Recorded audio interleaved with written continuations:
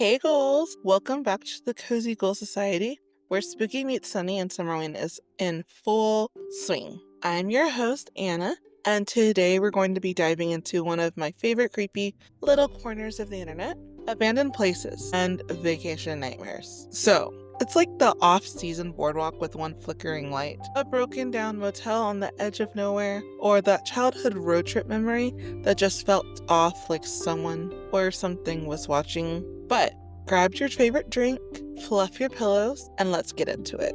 There's something magnetic about places that have been left behind. They hold stories, echoes, energy, and summer is like the perfect time to stumble upon them. Whether it's an overgrown theme park, a long forgotten pool resort, or even a collapsed campground deep inside the woods, there's always been that one question, and I think you guys know what I'm about to ask. Why did they leave? Some say abandoned places hold energy, memories, trauma, and spirits. But I mean, who doesn't hold trauma and spirits? Others just say they're creepy as hell. And honestly, both can be true. So I want to have a mini fact break. So here are some facts for you guys. There are an entire abandoned beach towns in Italy and Japan, left behind due to erosion or economic collapse. In the US, there are multiple abandoned water parks and motels, especially in places like Arizona and Nevada, where the tourism boom fizzled out.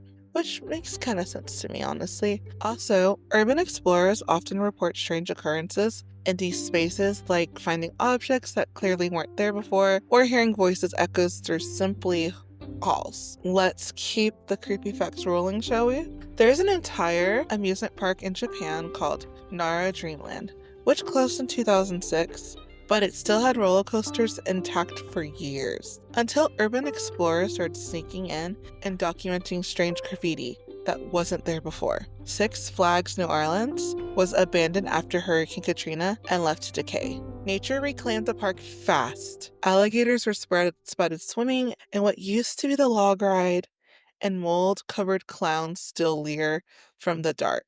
In Italy, there's a town called Krakow, evacuated in the 1960s due to landslides. It is now a crumbling ghost town that's been used in horror films and medieval dramas. Because honestly, it already looked haunted. Bodie, California is also a well-known ghost town from the Gold Rush era. It is frozen in time with dishes still on the tables and shops still locked. Visitors say the town is cursed. Steal anything and misfortune will follow you until you return it. People actually mail back stolen rocks and artifacts with apology letters. In Russia, the city of Pyramidum, a former Soviet mining settlement in the Arctic, was abandoned in 1998. But get this, the piano in the concert hall is still in tune. Tell me that's not the opening scene of a horror movie. Even cruise ships get haunted endings, though.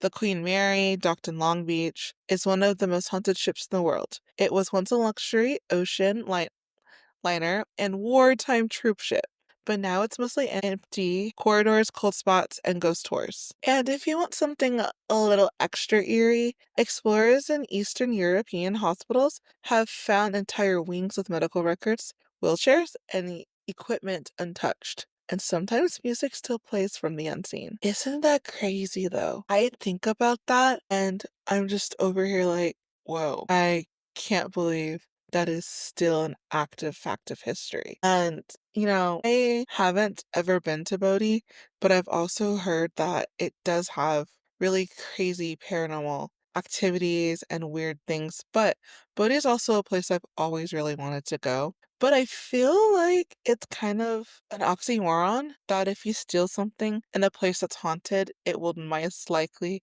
come back to haunt you. I don't know if that's just something I think of, which is why I don't like taking like rocks or anything unless you buy it from anywhere. I don't know. I guess to me, it's like an unspoken rule that you just don't take things that don't belong to you, even if it's of the land. But I got a little bit more Reddit stories from that are kind of just go with the theme of this episode. So I think I got about three for you guys today. So we're gonna start with the Reddit vacation horror stories. Okay, the tent that wasn't ours. The storyteller says it happened a few years ago. Mid-July, they were on a summer camping trip with friends, five total of them total, and they picked a quiet, remote spot in the woods just off of a hiking trail. They set up two tents, one of the girls, one for the guys, all normal. They toasted marshmallows, stayed up talking, and eventually turned in. But then when they woke up the next morning, something was off. The third tent now, right across from the fire pit, it looked older, like it had been there for a while. But nobody had seen that in the night before. Everyone assumed it belonged to a camper nearby who set up in the dark and just haven't said hello yet. But by lunchtime, no one emerged from it. Curious and a little uneasy, the group finally peeked inside it and it was empty. No sleeping bags, no gear, just their own food containers stacked neatly in the corner. Even though no one remembered putting them there, they swore they had left the food inside their own cooler. That night, they made a joke of it, called it the ghost tent, and told each other creepy stories. But around 2 a.m., one of the girls swore she saw a light flick on the inside of the tent. The next morning, it was gone. No sign in it had ever been there, no footprints, no flattened grass, just gone. That is crazy though. Honestly, I think I might have forgot to get what the Reddit user is for that story. Okay, no, I didn't. So it's Reddit user Pixel Dust Dreamer, if you guys want to go look up that one. So then I got another one, and it's the abandoned hotel by the shore. This one is called the Abandoned Hotel by the Shore, and honestly, I'm still thinking about it. It happened during a summer road trip. This couple had been driving for hours along a coastal highway. One of those scenic, kind of forgotten routes with the cliffs and the winding roads. They were tired and the GPS wasn't working, so when they spotted a small beachside hotel, they pulled in without thinking, honestly. The sign outside was an old and sun-faded, but the lights were on. Inside, it was empty, like fully functional, but abandoned. They were keys still hanging behind the front desk, magazines on the table, and the faint sound of a radio playing somewhere in the back. Even in the kitchen had plates of half-prepared food, like the staff had stepped out on a break. It was way too weird. Oh my gosh, I lost where I was. Okay, it was way too weird to ignore. But they were exhausted, so key off they picked off the wall and found the corresponding room upstairs and laid down, just to rest their eyes. That's when they heard it. Footsteps deliberately heavy coming through the hallway. The couple froze. They steps reached their door and stopped. But no knock. No shadow. Nothing. They didn't sleep. They left before the sunrise, and when they looked back at the building from the road, the lights were off.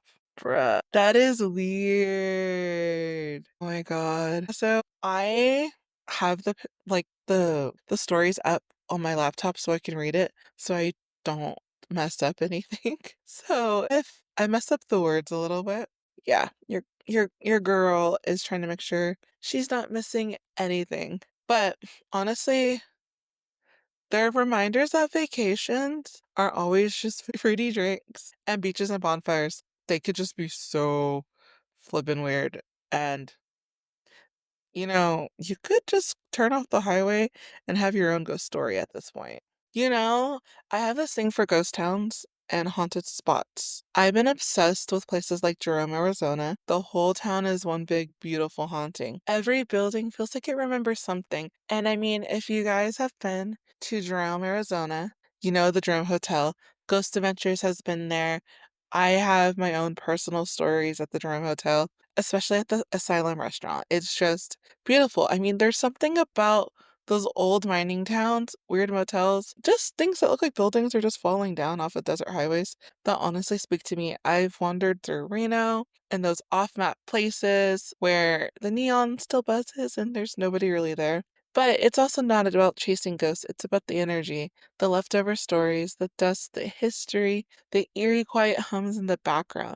I swear some places just feel like they're holding their breath, just waiting for someone to notice. But to me, Summerween isn't just about scary movies or fake cobwebs. It's just about the vibe. And I mean, everything in between. So, just think of it. The back roads, the forgotten places, and the weird little towns that you're just like, should I go there? Or is it haunted? Maybe I want to go there because it is haunted. But that is my idea is spooky, honestly. And if you're anything like me, You're now itching to Google abandoned towns and check your backyard for haunted camp chairs, and you're just gonna want to explore. So this week, I hope you guys light your favorite candle and look up a local urban legend and maybe plan a tiny little road trip with spooky potential. Just please don't forget the snacks and some sage. You probably will need some sage. But thank you for listening to the Cozy Ghoul Society, where the weird is welcome and the summer never ends. See you next Monday for more ghosts, myths, and a little summer magic. But until then, stay weird, stay witchy, stay spooky, even in the sun. Bye.